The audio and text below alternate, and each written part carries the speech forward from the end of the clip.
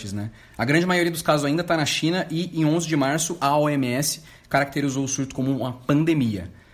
As estimativas indicam que o coronavírus se espalhará amplamente pelo mundo e poderá infectar entre 40% a 70% da população global. Vai bater 8 bilhões de pessoas. Um estudo da Universidade Nacional Australiana estima que o coronavírus causará milhões de mortes e registrará um impacto no PIB global de 2,4 trilhões de dólares. É um valor sem precedentes à economia global. Só com relação a essa questão, né, de infectados, às vezes a pessoa ouvindo ela pensa... meu Deus, então ferrou, né? E existem várias formas desse número, mesmo que ele seja real, ele ser suavizado, né? Com relação ao tempo. Mesmo com relação, né, como o Léo disse, da H1N1, num dado momento as pessoas vão criando a imunidade, num dado momento o próprio vírus, né? Se tudo caminhar né, corretamente, se as pessoas souberem realmente como combater, ele vai perdendo força. E aí o que é esse monstro inicial vai continuar existindo, né? Provavelmente estamos falando de um vírus que sempre será ali recorrente, imagino eu, na sociedade, né? Tamanho a força dele inicial, nesse momento do pega pra capar mesmo, né? Do salve-se quem puder para não infectar todo mundo, né? O problema é que nos seus estágios iniciais o surto expôs vulnerabilidades na preparação e na capacidade do mundo moderno de conter a transmissão de um vírus semelhante à gripe. Sugerido cerca de uma década atrás já, durante a gripe suína, né? Então a gente já sabia que isso poderia acontecer e os governos modernos de todos os países não se prepararam devidamente, como se eles tivessem esquecido do que poderia acontecer com uma coisa viral, né? De 10 anos atrás, uma década, gente. Eu e você vivemos isso, sabe? A gente viu acontecer, viu ser noticiado na época. Nós lembramos, mas os governos lembram? A gente cobra disso? A gente cobra isso? Será que um cara como o Bolsonaro seria um cara que iria tentar ver o que aconteceu 10 anos atrás com um vírus e aplicar no Brasil medidas preventivas para que isso não exploda? O líder maior da nação brasileira tem que estar na frente, junto com o meu povo. Não se surpreenda se você me ver nos próximos dias entrando no metrô lotado em São Paulo, entrando numa barcaça na travessia Rio-Niterói em horário de pico, ou dentro de um ônibus em Belo Horizonte. Nos Estados Unidos, o CDC já está oferecendo teste gratuito de coronavírus, né? Depois daquele embate que falamos no último episódio.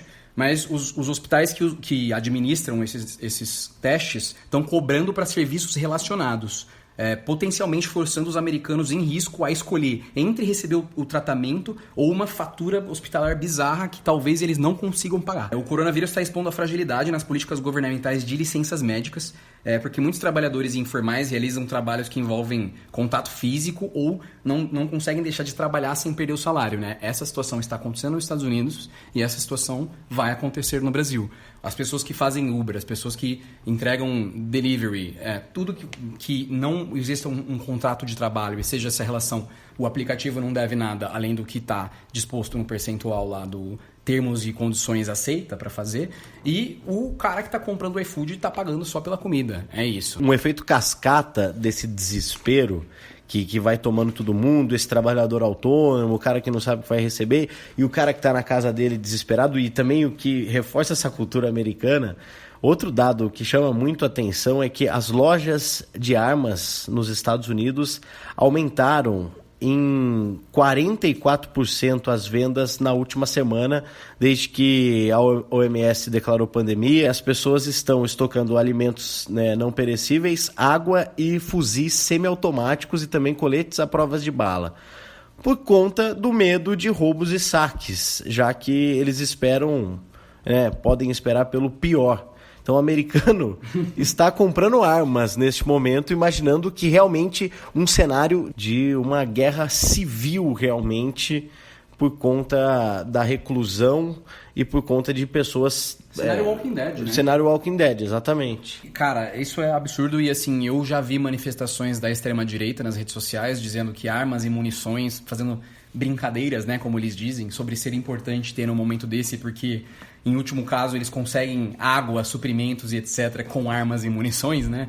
E se a gente critica, a gente tá errado, né? É uma piada apenas. A grande questão que a OMS continua insistindo, né? A principal parte de preparação para enfrentar esses eventos é que a gente precisa, como ser humano, perceber que tá todo mundo junto nesse barco, cara. Que o que afeta uma pessoa em um lugar X do mundo que você nunca ouviu falar, afeta alguém em algum outro lugar, em outro determinado momento. A gente é invariavelmente parte de uma espécie, todo mundo é da mesma espécie. E a gente precisa pensar dessa maneira e não sobre divisão de raça, etnia, status econômico, social, pensamento político, sabe? As epidemias, né, com base em tudo que a gente falou aqui, moldaram a história em parte porque elas levaram os seres humanos a pensar nessas grandes questões da vida, né? A eclosão das pragas bíblicas influencia a vida dos cristãos até hoje, né? E, inclusive, faz pessoas pensarem que como um evento desse pode acontecer com uma divindade que é sábia, onisciente e, enfim, super poderosa. Como que ele permitiria que inúmeras crianças, né, fossem torturadas, morressem doentes com uma doença que não tinha cura, né? As pragas tiveram esse efeito de pensamento na humanidade. Sempre tiveram um efeito enorme na economia, né? Como a gente falou, 2,5 trilhões de dólares. A peste bubônica matou metade da população. Tudo isso teve um efeito tremendo na vida da Revolução Industrial, né? Na escravidão e na servidão. As epidemias também, como a gente está vendo agora, têm efeitos na estabilidade social e política, né? Elas sempre determinaram resultados de guerras e também provavelmente sempre fazem parte de início de guerras, né? Um país mais fragilizado, como a gente viu com o Império Bizantino, foi atacado porque ele estava fragilizado justamente por uma praga, né? E a gente pode dizer que não existe nenhuma área importante da vida humana que as doenças epidêmicas não causem impactos profundos. E isso é uma coisa nova, né? Assim, nessa proporção que a gente está vivendo, né? É um fato que vai marcar uma geração, né? As doenças, elas não atingem a sociedade de maneira aleatória e caótica, né? Elas ordenam os eventos porque os micróbios que se expandem se difundem seletivamente para explorar os nichos ecológicos criados pelos próprios seres humanos, né? Esses nichos mostram muito de quem nós somos. Se, por exemplo, na Revolução Industrial, realmente nós nos importamos com o que aconteceu com os trabalhadores e os pobres, com as condições que eles viviam nas indústrias, né? E as pessoas mais vulneráveis. A gente ainda não está pensando nas pessoas mais vulneráveis, né? Quando o Bruce Aylward, que liderou a missão da ONU na China, voltou a Genebra, ele disse em discurso que a principal coisa que precisa acontecer se a gente quer estar preparado agora e no futuro, é que precisa haver uma mudança absolutamente fundamental na nossa mentalidade social. A gente tem que pensar que todo mundo tem que trabalhar junto com uma espécie humana para sermos organizados, para cuidar um dos outros, para perceber que a saúde das pessoas mais vulneráveis entre nós, como você falou, é um fator determinante para a saúde de todos nós. E se a gente não está preparado para fazer isso, a gente nunca vai estar mais preparado para enfrentar esses desafios devastadores para a humanidade que sempre vão acontecer. Eu não sou um grande otimista, né, em relação a isso, mas eu concordo com ele que é isso que deveria acontecer. Há um lado sombrio da humanidade e isso faz parte da gente entender isso também, né? Que escolha vamos fazer, né? Como e quando enfrentaremos isso, né? Esse dilema de quem vai ser curado ou não, de você ficar endividado ou não para se tratar de um vírus. Acho que a epidemia também tem um espelho para nós mesmos, né? Ela não mostra só esse lado sombrio da humanidade. Acho que a epidemia mostra um lado heróico, né? Um bom exemplo é o Médicos Sem Fronteiras, que na crise do Ebola eles fizeram um trabalho sensacional lá e até hoje eles continuam fazendo, né? E isso traz mudanças na arte, na forma que a gente pensa as coisas, né? Na forma que a gente enxerga a fragilidade, como os atos de altruísmo são bonitos. É uma coisa legal de você torcer para países se curarem, países como a China, né, que tiveram uma queda brusca nos casos de infecção, que estão conseguindo fazer alguma coisa e estão se unindo, né, cada vez mais conforme a doença vai se desenvolvendo, né? Que a gente fica pensando, né, nesses tempos, e eu estou recolhido nos últimos dias, tenho tido uma rotina dentro da minha casa, inclusive trabalhando também, fazendo coisas da minha casa com relação a minhas outras atividades, mas sem sair desde sexta-feira de casa, e já até arrependido de ter saído na sexta-feira, mas enfim, eu acho que a gente está sempre ali tentando equilibrar, né, neste momento com relação ao que a gente faz para evitar, para precaver, e alguns vacilos que a gente acaba tendo, né, normal.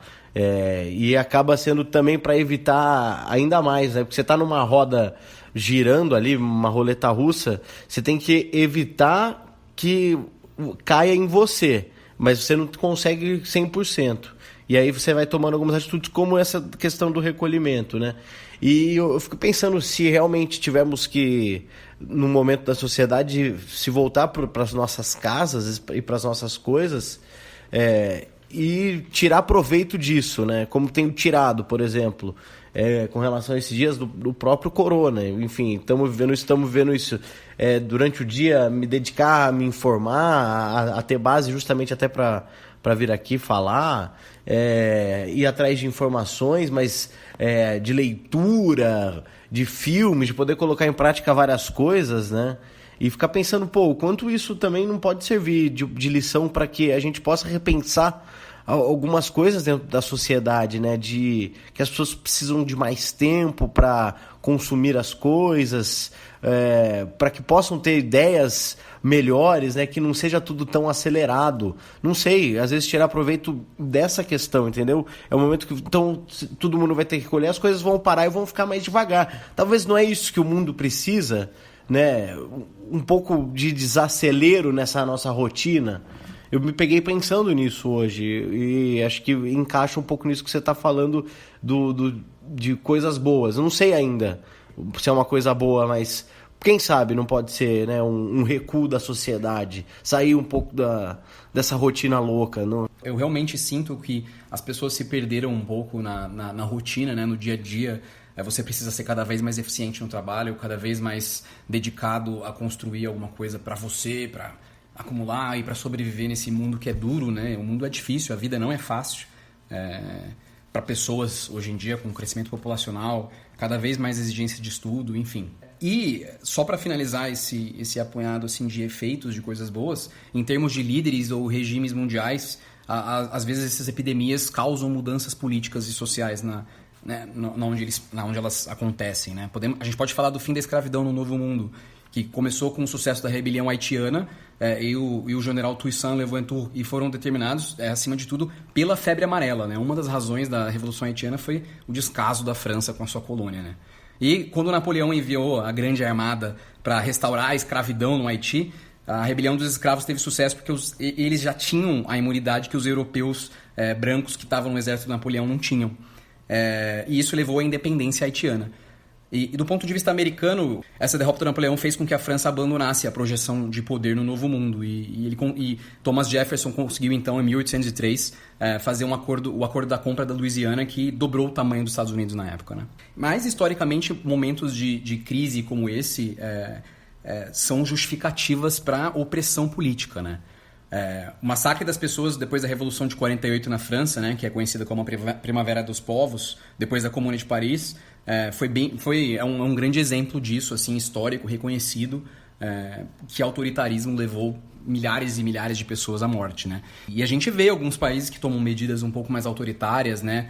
Como a China fez no começo do corona, de fazer aquele cordão sanitário e pouca informação, a gente não sabia o que estava acontecendo, né? Inclusive, depois a China se desculpou, o Xi Jinping, ele falou que a China aprendeu com a lição deles e conseguiram fazer um excelente trabalho de contenção através da informação e não da repressão, né?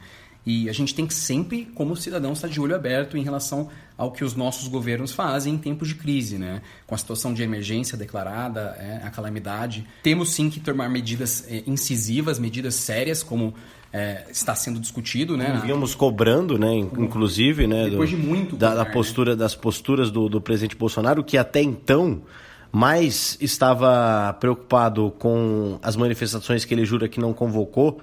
E um levantamento rápido dos presidentes e dos chefes de Estado que integram o G20, 24 no caso, o Bolsonaro é o terceiro que menos tweetou a respeito do corona até então. Ele só pede para o Lecalipau, que acabou de assumir, tem aí cerca de 6 casos no Uruguai, e também para o presidente da Turquia.